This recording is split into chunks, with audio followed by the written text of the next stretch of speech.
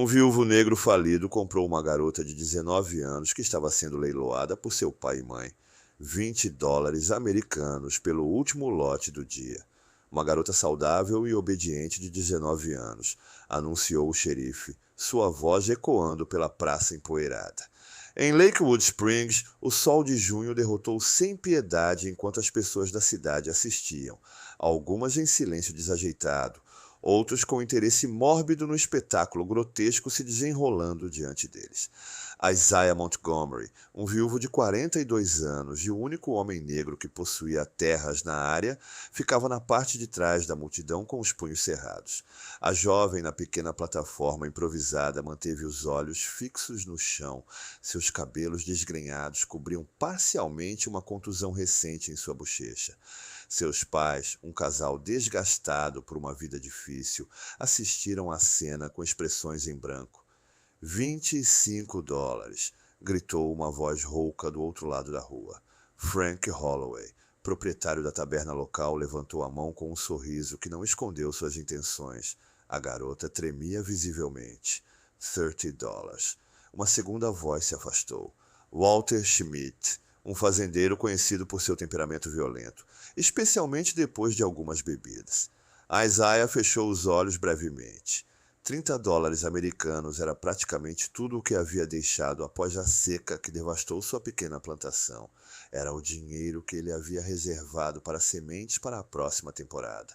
Foi sua última chance de salvar a terra que ele havia trabalhado tanto para adquirir após a morte de sua esposa. $50. A voz profunda de Isaiah cortou o murmúrio da multidão. Um silêncio absoluto caiu sobre o quadrado. Dezenas de rostos brancos se transformaram simultaneamente em sua direção, expressões de choque e indignação mal contidas. O pai da menina estreitou os olhos, a boca torceu em uma mistura de desprezo e ganância. Não vou dar minha filha a $70. Isaiah interrompeu, aproximando-se do centro. Em moedas de ouro agora. O xerife limpou sua garganta, visivelmente desconfortável. Sr. Montgomery, eu não acho que a lei diz que qualquer homem livre pode participar de um leilão público. Isaiah disse, sem desviar o olhar. A menos que você queira explicar a um juiz federal por que você recusou a oferta mais alta. Pela primeira vez desde o início do leilão, a jovem olhou para cima. Por um breve momento, seu olhar conheceu Isaías. Não havia esperança lá, apenas resignação e um cansaço muito profundo para alguém tão jovem. $70 uma vez, o xerife anunciou com relutância. Holloway e Schmidt trocaram olhares, mas ninguém mais lance. Vendido, o xerife declarou, batendo seu pequeno martelo. O quadrado irrompeu em murmúrios indignados. Quando Isaías se aproximou para finalizar o pagamento, flashes de memória o agrediram. Sua falecida esposa, Abigail, sendo humilhado na mesma praça, anos atrás, quando eles tentaram expulsar Luz da cidade. A sepultura simples onde ela havia sido colocada para descansar há 2 anos, vítima de pneumonia que nenhum médico local estava disposto a tratar, a solidão sufocante de sua cabine desde então.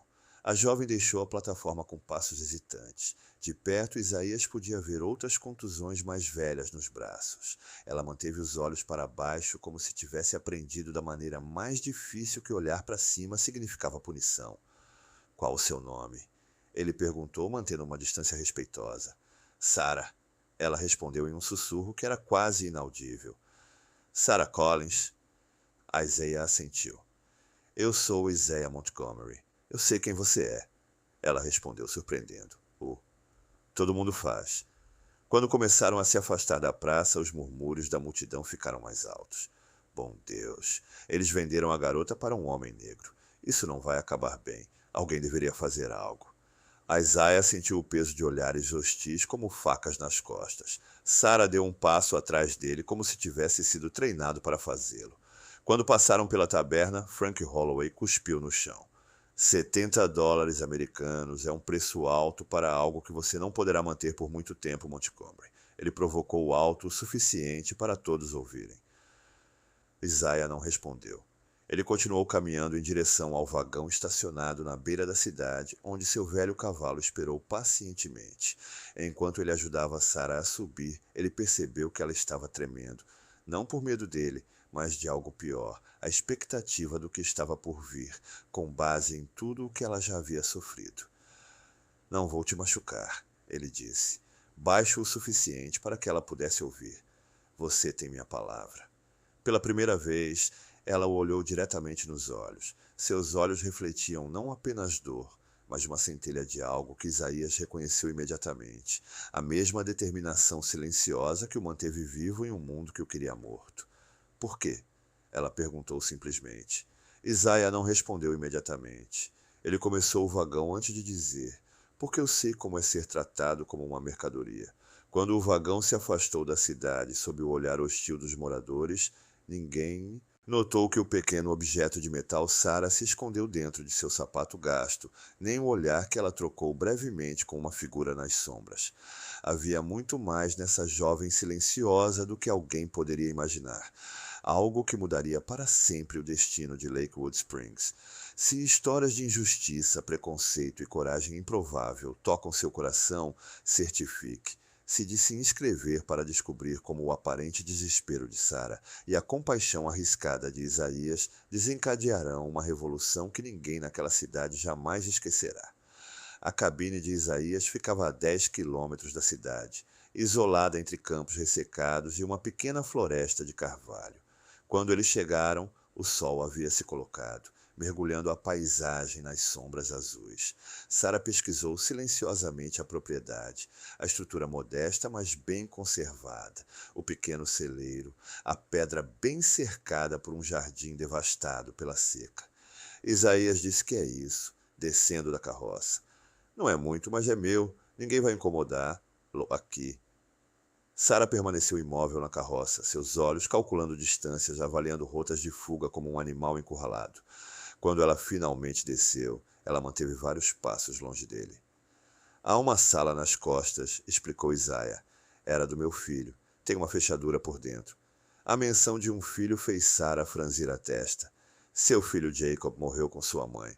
Pneumonia, 2 invernos atrás. Isaiah respondeu, sua voz desprovida de autopiedade. Ele tinha 5 anos. Dentro da cabine, uma lâmpada já estava iluminada na mesa central, um sinal de que alguém estava lá recentemente.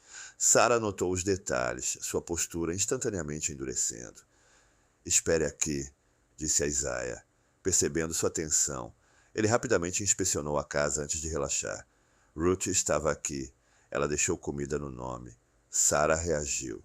Ruth Wilkins, a parteira. Isaiah assentiu, surpreso. Você a conhece? Ela entregou minha mãe uma vez, Sarah respondeu evasiva. A cabine era simples, mas organizada com precisão meticulosa. Livros alinhados perfeitamente nas prateleiras improvisadas. Uma mesa de cedro escurecida pelo tempo, mas polida para um brilho.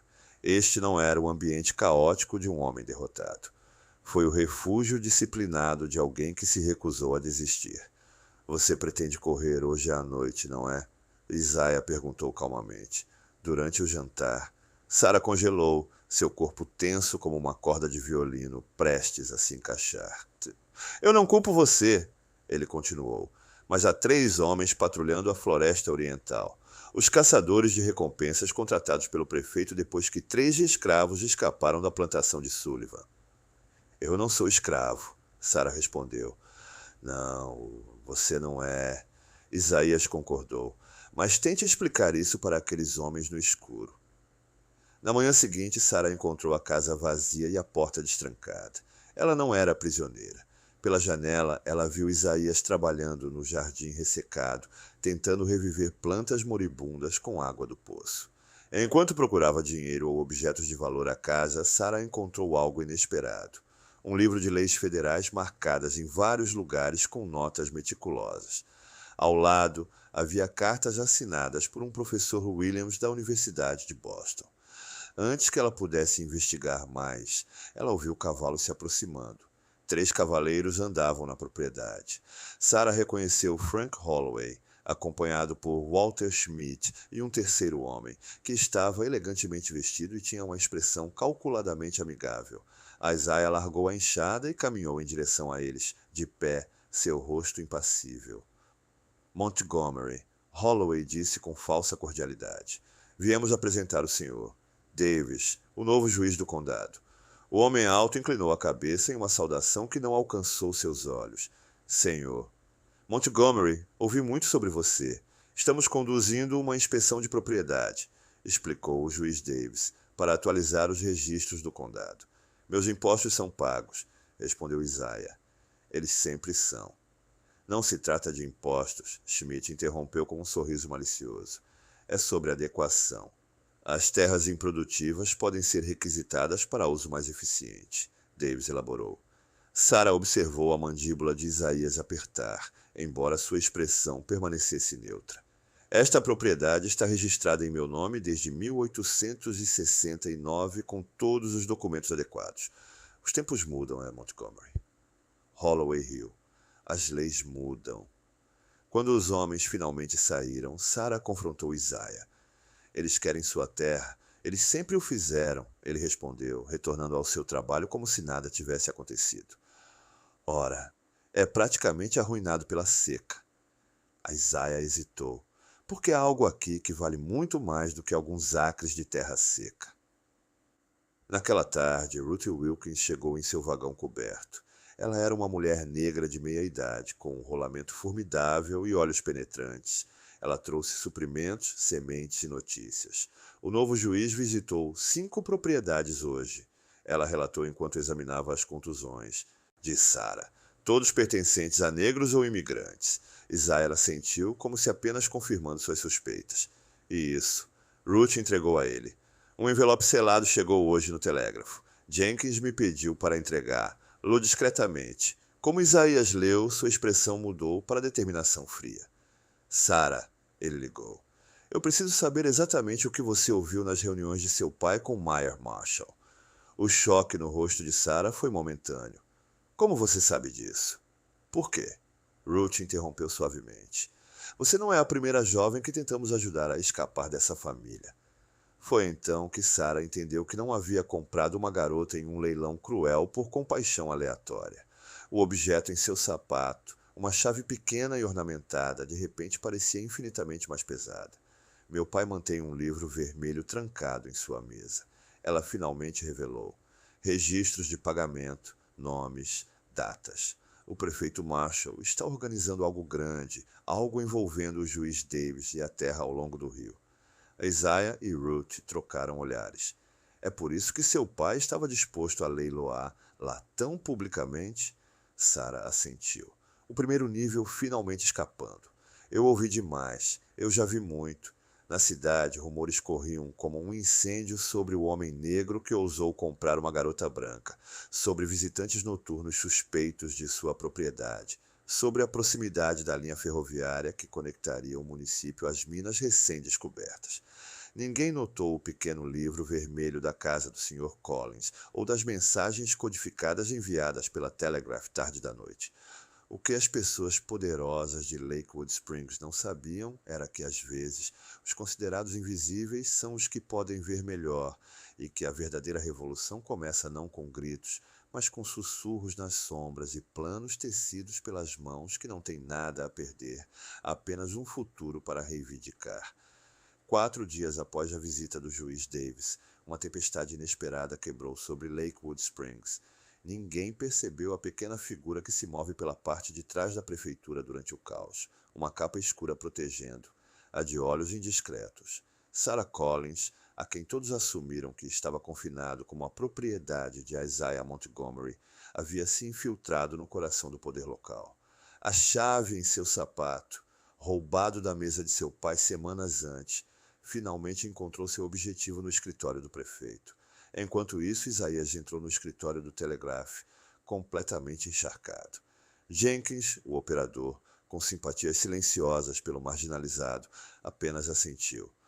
O fio está aberto a Boston, ele disse calmamente, deixando Isaías sozinha com a máquina. Na manhã seguinte, o sol brilhava sem piedade. O prefeito Marshall, o juiz Davis e 3 agricultores ricos se reuniram na taberna de Holloway, visivelmente tensa. O que você quer dizer desapareceu? Sibilou o prefeito, pálido como um fantasma. Documentos não desaparecem.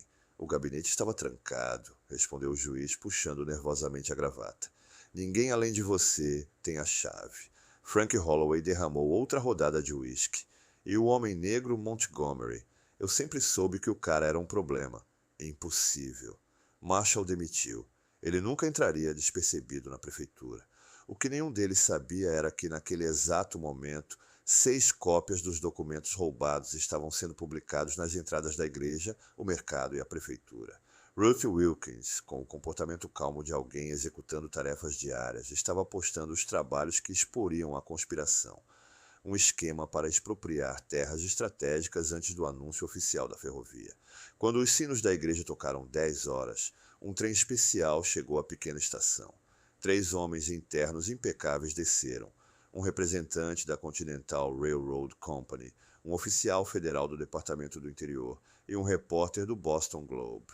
Eles foram recebidos por Isaías, que os levou pela Main Street, onde uma multidão já estava se reunindo em torno dos panfletos. O zumbido cresceu quando os cidadãos comuns descobriram a magnitude da corrupção documentada no Collins Red Book. É uma falsificação, gritou o prefeito Marshall, aparecendo na porta da taberna. Mentiras fabricadas, incluindo sua assinatura em todas as páginas, prefeito, perguntou ao representante federal educadamente. Ou talvez um mapa detalhando como você pretendia desviar a rota da ferrovia original para se beneficiar de terras adquiridas ilegalmente. Walter Schmidt tentou escapar pelas costas, apenas para encontrar o xerife bloqueando seu caminho. Você sabia? Schmidt perguntou incrédulo. Nem tudo, respondeu o xerife, mas o suficiente para não parar. O que está acontecendo? A multidão estava crescendo. Facos que normalmente teriam desviado o olhar de Isaías agora o encaravam com uma mistura de choque e respeito relutante. Mas a verdadeira surpresa ocorreu quando Sarah emergiu da igreja acompanhada pelo reverendo Thornton. Anunciou essa jovem, o reverendo, por grande risco pessoal, forneceu evidências cruciais de crimes que afetam todos os cidadãos desta cidade. Sarah ficou alta, seus olhos encontrando o olhar furioso de seu pai, que acabara de chegar. Você. Collins rosnou, subindo em sua direção. Eu não faria isso. O oficial federal interrompeu. Sua filha já nos forneceu detalhes suficientes sobre como você e o prefeito forjaram documentos de propriedades pertencentes a pelo menos 7 famílias nos últimos 2 anos. Um telegrama foi entregue publicamente ao juiz Davis. A Associação de Advogados de Massachusetts tem um grande interesse em descobrir como um homem expulso por má conduta judicial agora está servindo como juiz em outro estado, observou o repórter. Você não pode fazer isso, o prefeito assobiou, olhando freneticamente. Esta cidade pertence a mim. Pertencia, corrigiu o representante da ferrovia. A empresa Continental está particularmente interessada em descobrir como nossos planos confidenciais vazaram prematuramente. O caos que se seguiu foi meticulosamente documentado. A tentativa de fuga fracassada do prefeito, confissão desesperada de Holloway. Collins Angry grita quando os policiais confiscaram o livro vermelho de sua casa. O momento mais extraordinário ocorreu quando Sarah confrontou seu pai publicamente. Você me vendeu, ela declarou sem vacilar, como se eu fosse menos que humano. Assim como você vendeu a dignidade desta cidade. Collins, encurralado, revelou a extensão de sua crueldade. O que você esperava? Sua mãe fugiu porque ela não suportava olhar para você, o lembrete vivo de nosso erro. Você nunca valeu o ar que respirou. O silêncio que se seguiu foi quebrado pela voz calma de Isaías. Toda pessoa nesta praça vale exatamente a mesma, Sr. Collins. Esta é a verdade que você tentou, que não há preço da dignidade humana. À medida que os conspiradores foram levados sob custódia, a turbulência só crescia. Alguns exigiram justiça imediata. Outros, incluindo alguns que já teriam desprezado Isaías, agora procuraram se associar à vitória moral. Poucos notaram a conversa tranquila entre o representante da ferrovia e Isaías, ou como o oficial federal examinou cuidadosamente as ações terrestres de Montgomery. Ninguém percebeu que o olhar trocou entre Ruth e Sarah quando o repórter pediu para entrevistá-los. A cidade havia sido abalada por suas fundações, mas uma pergunta permaneceu no ar, sussurrada nos cantos da praça enquanto a multidão se dispersava. Como um homem negro e uma jovem que haviam sido vendidos conseguiu não apenas sobreviver, mas para derrotar os homens poderosos que controlavam todos os aspectos dessa sociedade? A resposta foi escrita nos documentos em exibição nas cartas trocadas com Boston e no plano que havia começado muito antes do leilão, um plano cujas sementes haviam sido plantadas anos antes, quando um professor universitário conheceu um ex-escravo determinado a mudar o mundo uma carta de cada vez. 6 meses após o dia que mudou de Lakewood Springs para sempre, o sol nasceu sobre uma cidade transformada. A estação ferroviária, uma vez apenas um projeto usado para manipulação, agora se sentia real e imponente na beira da propriedade de Isaiah Montgomery. Sua terra, longe de ser confiscada, havia se tornado o centro da nova rota comercial, uma decisão tomada pela empresa Continental depois de descobrir que a rota original proposta pelo prefeito Marshall atravessaria terras instáveis. A cabine modesta de Isaiah agora compartilhou espaço com uma escola. O que começou como lições improvisadas para 3 crianças negras, rejeitadas pelo sistema educacional da cidade, rapidamente se transformou em uma instituição que atraiu famílias de comunidades vizinhas.